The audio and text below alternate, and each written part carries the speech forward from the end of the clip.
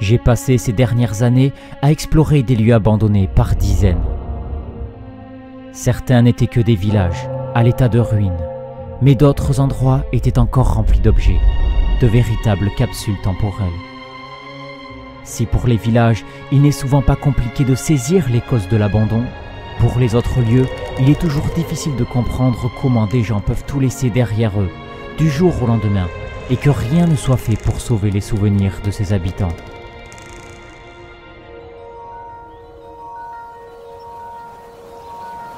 J'ai donc décidé de partir dans un de ces lieux, si mystérieux, si atypique, et où la vie semble s'être arrêtée brusquement, pour peut-être enfin trouver des réponses à mes questions.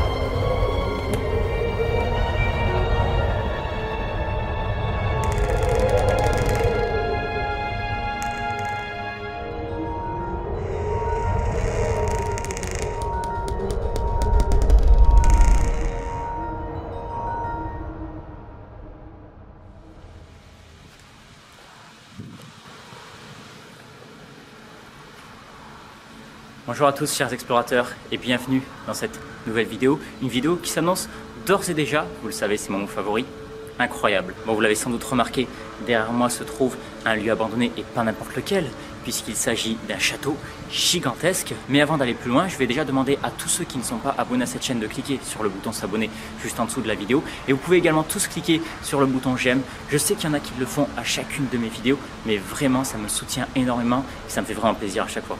Pourquoi je me trouve donc ici? Eh bien pour faire une vidéo un petit peu spéciale. Vous le savez, j'ai exploré des dizaines et des dizaines de bâtiments abandonnés, mais à chaque fois les questions restent les mêmes, que ce soit pour moi ou pour vous qui regardez les vidéos, c'est pourquoi les gens sont partis et ont laissé tout comme ça, des fois du jour au lendemain. Eh bien c'est la question à laquelle on va essayer de répondre aujourd'hui. En plus de seulement explorer, je vais essayer de rechercher peut-être des archives, des papiers qui vont me permettre de retracer l'histoire de ce bâtiment et peut-être de trouver pourquoi il a été abandonné.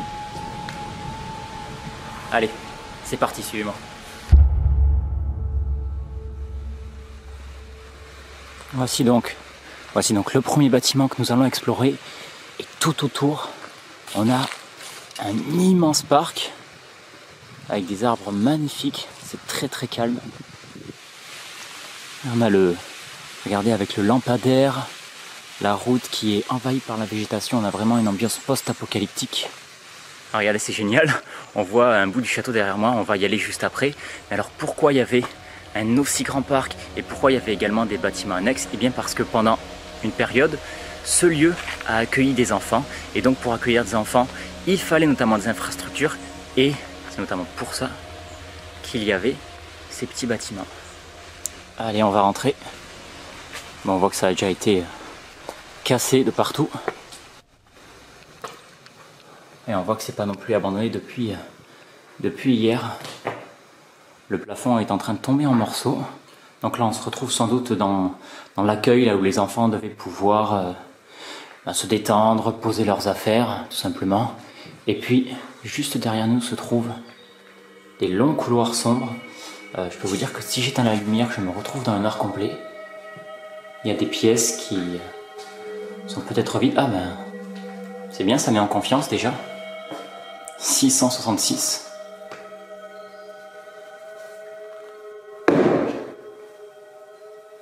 C'est bien ça. On était donc dans probablement peut-être les dortoirs, peut-être qu'il y a des chambres après. Ouais, donc là on arrive au bout du couloir et on va probablement y trouver les sanitaires et les douches. Les douches. Alors ça peut sembler neuf comme ça, mais quand on voit le nombre de crottes de souris et de rats qu'il y a dedans, on voit bien que personne n'y est venu depuis un moment. On se trouve maintenant dans un nouveau couloir, en bien moins même bon état. Il s'effrite de partout. Ah, ici par contre on a des lits complets. Malheureusement pas très intéressant, mais c'est vraiment bizarre de se retrouver ici parce que il y avait de la vie, il y avait des enfants. Autrefois probablement que c'était plein d'enfants remplis, il y a beaucoup de pièces. Et aujourd'hui il ne reste que le silence. Oh là oui. Alors là en effet, on voit bien que le lieu n'est pas abandonné depuis hier. Tout est en train de s'effondrer. Ça donne à la pièce une ambiance très particulière, même si elle est vide.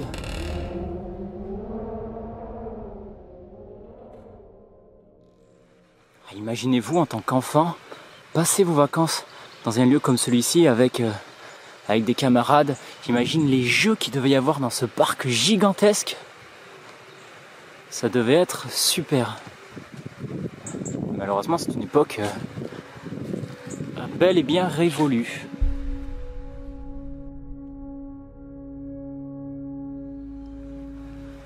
Allez, on va enfin rentrer à l'intérieur de ce château.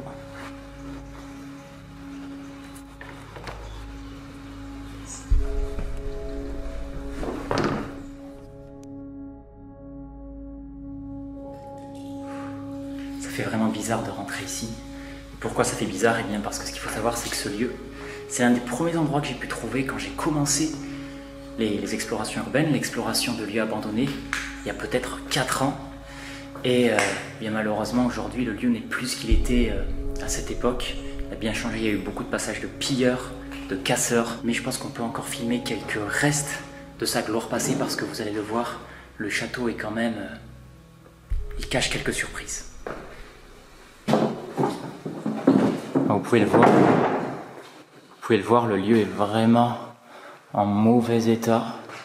Il se dégrade de jour en jour et pourtant, il y a quand même des trésors à sauver. Regardez-moi ce plafond. Et à notre gauche, on a une cheminée qui est splendide, tout en bois, avec un énorme blason sur le dessus. Et juste de l'autre côté, on a encore une autre pièce avec ce magnifique plafond et des cheminées. Alors il y a des cheminées un peu partout. Bon, vous le voyez, la plupart des pièces sont vides. On voit qu'en fait il y a eu une rénovation assez récente, enfin une tentative de rénovation, mais qui n'a jamais abouti. Et on quitte donc la pièce avec la cheminée pour arriver dans cette pièce. Avec cette probablement ce qui devait être une très grande bibliothèque, complètement vide aujourd'hui, mais de l'autre côté surtout, cette autre cheminée, splendide, avec ce très beau dessin qui a l'air d'être une toile, avec une scène de chasse.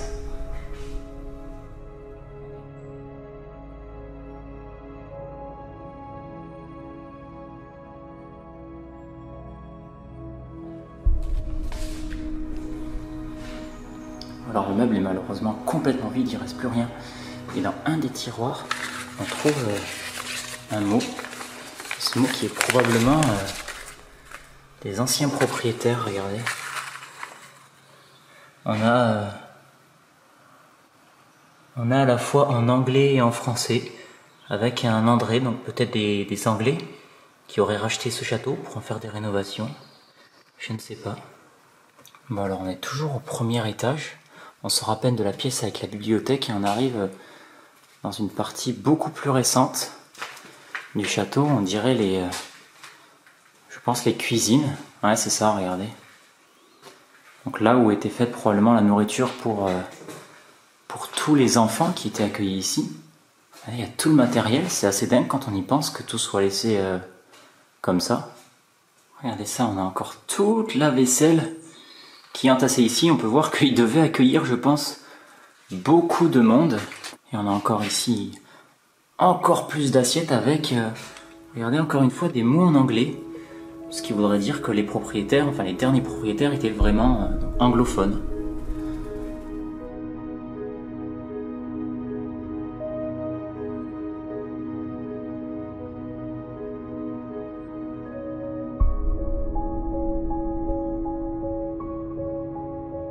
Bon, maintenant qu'on a fait eh bien, le rez-de-chaussée, nous allons monter voir les étages.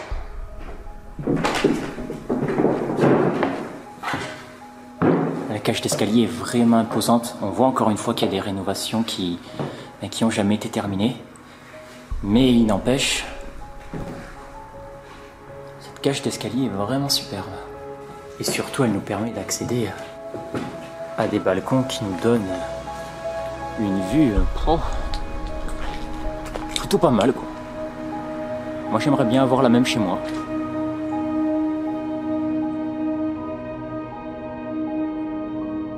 Nous voici donc arrivés au premier étage. Alors la plupart des pièces sont vides, vous allez le voir, mais normalement il reste quelques éléments. Alors, regardez, le parquet est en train de souffrir de cet abandon. Et pas que le parquet d'ailleurs, le plafond aussi. Et regardez là-bas, nous avons quelque chose qui nous attend. Et c'est plutôt joli. Et nous voilà donc arrivés dans une salle de bain qui est vraiment très très belle, avec notamment cette baignoire très atypique. Mais surtout, regardez, tous les éléments autour sont très très travaillés, notamment les radiateurs avec ces motifs, mais surtout ces lavabos qui sont très sympas. On dirait presque que ça a été fait sur d'anciennes machines à coudre. Et puis on a évidemment ce miroir qui lui aussi est magnifique. Ce mobilier et les quelques décors encore présents dans le château sont aujourd'hui les seuls témoins d'une époque autrefois fastueuse.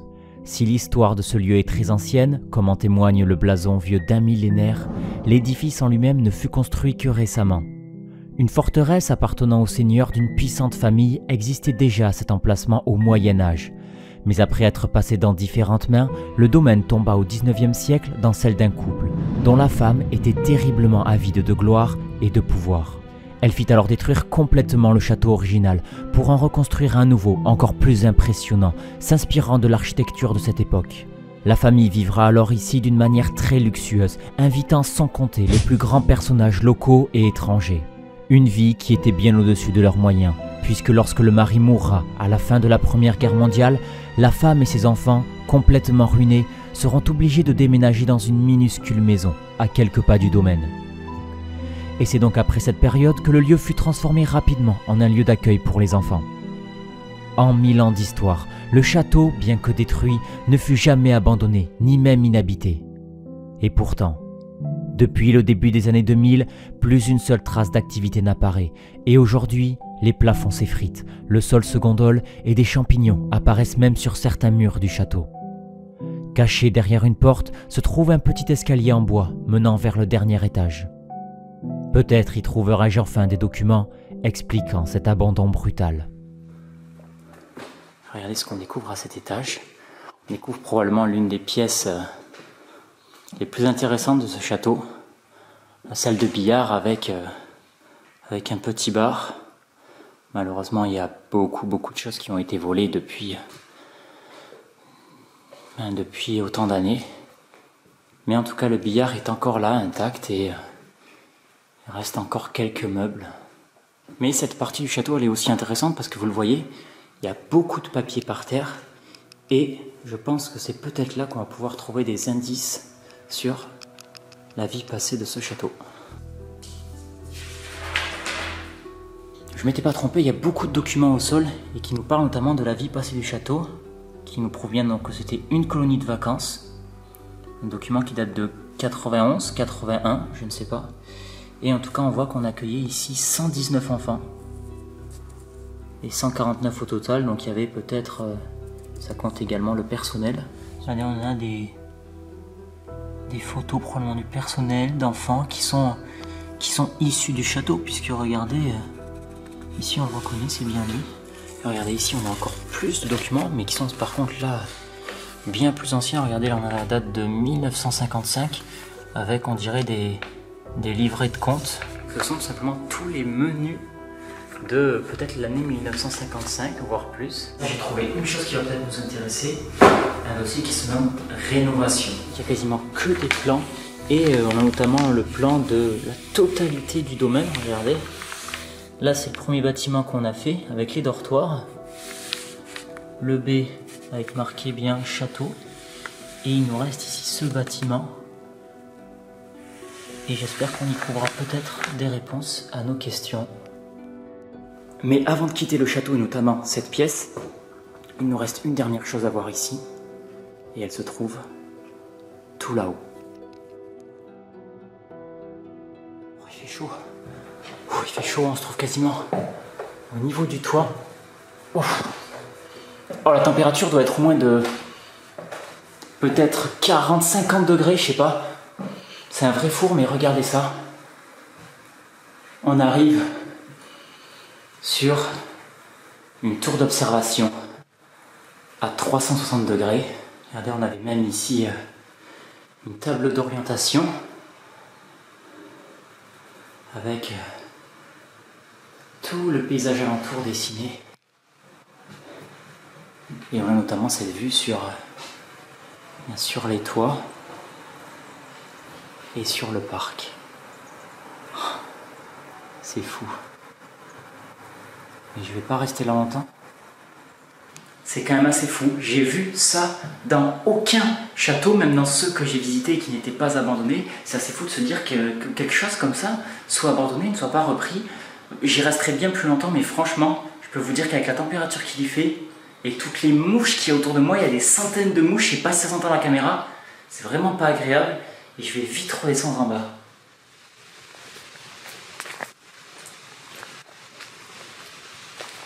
Voilà le bâtiment. Alors sur le plan il y avait marqué que c'était la conciergerie, mais le plan est peut-être ancien, donc ça a peut-être évolué depuis cette époque. De toute façon tout est grand ouvert, donc on va pas avoir de mal à rentrer à l'intérieur, ça c'est sûr. Oh. Là aussi il y a des vandales qui sont passés, des casseurs. On trouvera peut-être quelques réponses ici parce que je vois qu'il y a quand même pas mal de documents, mais regardez-moi cette pièce un peu. On dirait qu'on arrive dans un B&B quoi. C'est juste fou.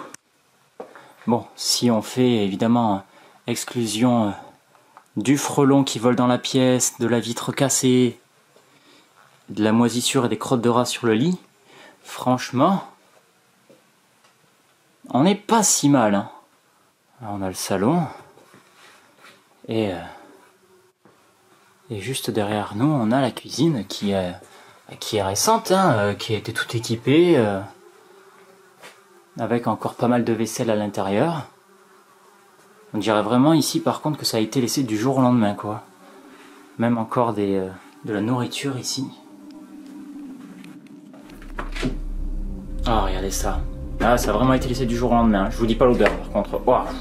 Bon, le tour de ce bâtiment est assez rapidement fait, il n'y a pas grand chose d'intéressant, il y a beaucoup voilà, de salles de bain, de pièces assez impersonnelles ou globalement vides, mais je pense que dans certaines de ces pièces, notamment la chambre et peut-être le bureau, on peut peut-être trouver quelques informations intéressantes.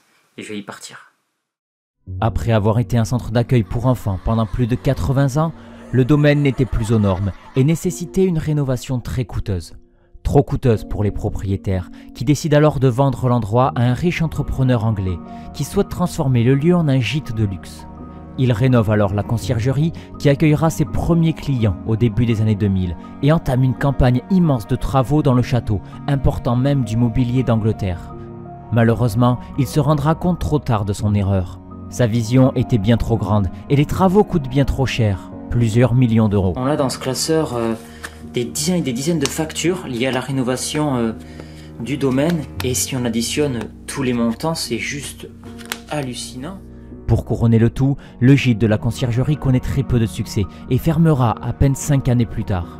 Le propriétaire tentera pourtant pendant plusieurs années de financer petit à petit les travaux, mais le site est bien trop grand et au final, aucun des bâtiments ne sera jamais vraiment terminé. Épuisé par les travaux, l'homme rentrera en Angleterre, où il finira ses jours. Depuis, la mairie a tenté de nombreuses fois de vendre le domaine, sans succès. Malgré sa beauté, son emplacement et sa taille, le château est bien trop dégradé et demanderait un coût énorme pour sa rénovation. Et il est très probable qu'après 1000 ans d'existence, ce lieu finisse par tomber rapidement dans l'oubli.